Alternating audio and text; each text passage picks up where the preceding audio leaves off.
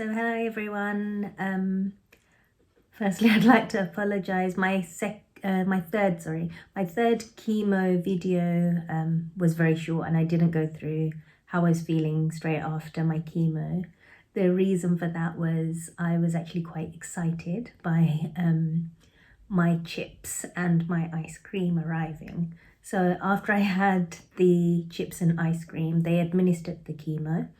But the funny thing was I didn't really feel like the tingling in my nose or anything like that when the chemo was administered, maybe because it was so soon after I'd eaten the food, and normally I'd just have like a light breakfast before I come in for chemo, and then I don't have any food until like maybe 1 o'clock. So that could be the reason, but I didn't actually feel the tingling or the wasabi like burning in my nose for chemo number 3, so that was good.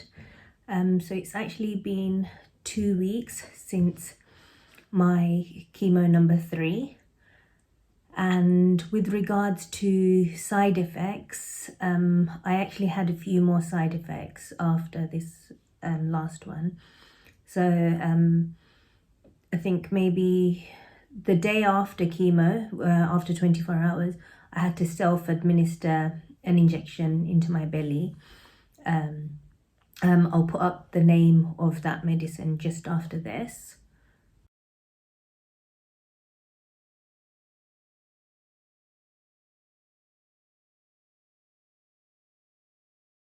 And with regards to the other side effects, I actually started to feel body pains the day after, which I think is normal after you administer that injection, that you tend to feel some body pain.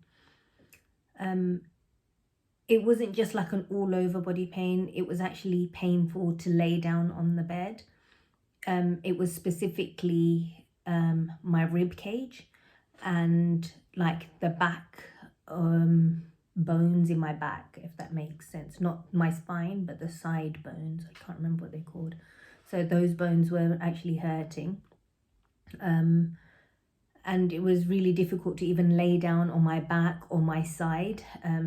Like my bones were just really, really painful. And it actually laying down was making the pains worse. So my husband actually went out and he managed to get a mattress topper. So the first 2 days what I was doing is I was folding up my duvet and I was actually placing that, and then I was sleeping on top of that because it was just too painful to be sleeping on my mattress. My mattress is actually quite a good one, but despite that I felt that there wasn't enough cushioning and my bones were actually hurting. Then also my fingers, the tips of my fingers were starting to feel really numb. So I was finding that I couldn't text using my phone. It was really feeling numb for me.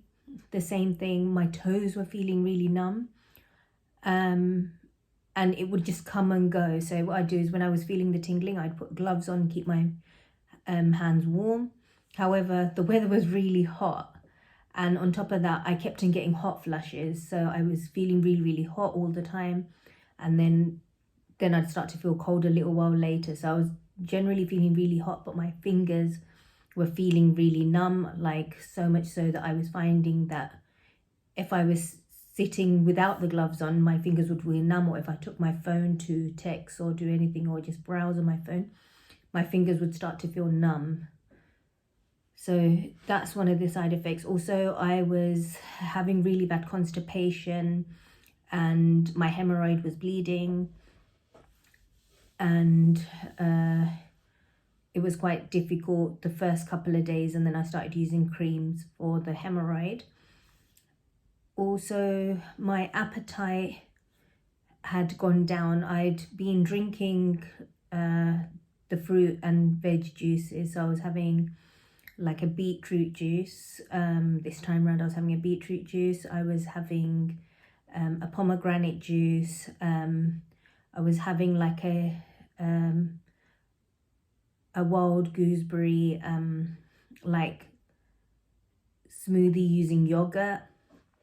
Also I was having some dried apricots, dried prunes, and then like I was having very little rice, and I was just generally snacking on like on lentil chips. That's what I was doing for the last 2 weeks. So my appetite's been quite down.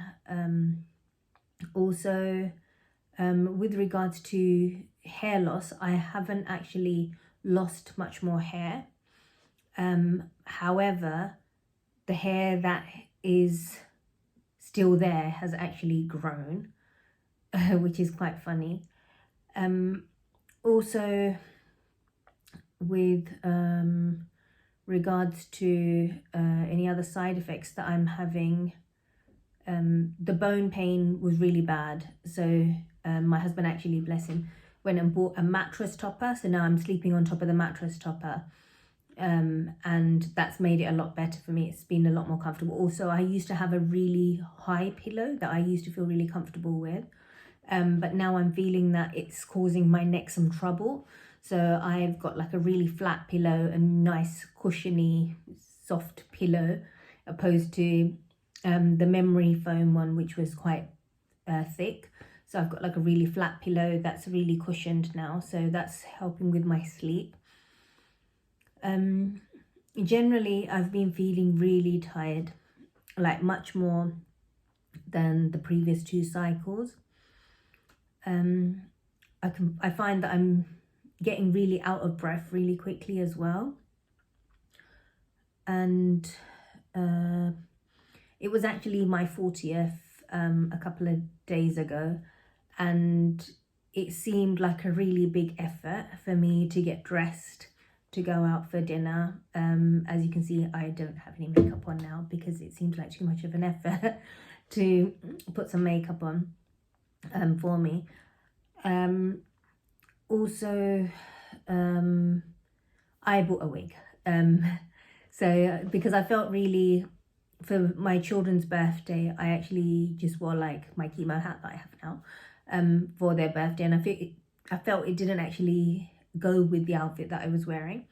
So on the day of my birthday, my husband and myself, we went out to just a local hair shop and we just bought a wig, and I decided to wear that for my birthday dinner because I didn't want to wear the chemo hat. I just wanted to feel a sense of normality and feel that I can get dressed up and go out and feel normal, at least on my birthday, because I had big plans for my birthday, but due to the current situation with my health, we weren't able to travel out because I have chemo going on, so we couldn't do that. So I'll post a picture of myself with my wig following this. Generally, I'm quite nervous about cycle 4 because we're moving on to a new drug. So I'm a little bit worried as to what the new side effects will be. Also, I know that around chemo cycle number 5, so that's probably in about just over 3 weeks, I'll probably be in touch with my breast consultant again, and we'll be discussing surgery options and things like that. So I think that that's kind of worrying me a little bit, because all this time I've been worried about the chemo, but now I know that in another 13 weeks, chemo will be finishing, hopefully, fingers crossed, if everything goes to plan and there are no delays and we don't have to stop chemo in between.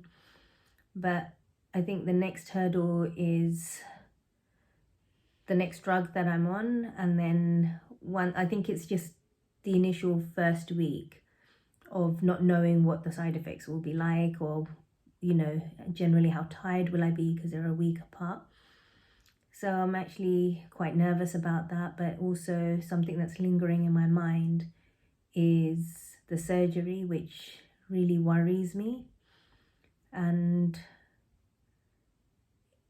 it's going to be difficult. I know that, and I've stopped working now as well. So in between, I was working for a couple of days just before my chemo cycle, but as of this cycle, I was just too tired, and I felt that it was time to get the doctors to sign me off, so that's what I've done. And I guess it's kind of, you know, becoming a little bit more